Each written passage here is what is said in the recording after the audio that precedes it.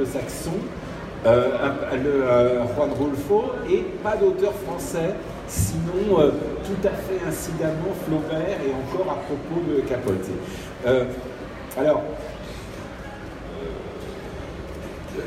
je ne pense pas que ça exprime, vous voyez, une préférence marquée de mon goût littéraire qui j'aime profondément beaucoup de grands auteurs français du 19e ou du 20e siècle, enfin, qui ont beaucoup compté pour moi, mais ni plus ni moins que certains des grands auteurs anglo-saxons ou russes dont je n'ai pas parlé, qui ont été des auteurs vraiment marquants, enfin fondateurs pour moi, ou certains auteurs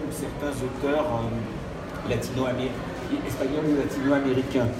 Alors, quant à la question de ce sur quoi je travaille, elle m'embarrasse beaucoup parce que je n'ai aucune espèce de livre en cours actuellement. Alors, je ne suis pas heureusement oisif. J'écris des reportages, j'écris des scénarios. Et écrire des reportages, par exemple, est une chose qui me paraît vraiment... C'est ce que j'essayais de dire tout à l'heure en réponse à la question de monsieur qui portait sur le journalisme. Pour moi, écrire des reportages, écrire des textes de journalisme relève entièrement d'un travail littéraire. Je n'ai pas du tout l'impression de faire une chose différente, ni d'écrire différemment.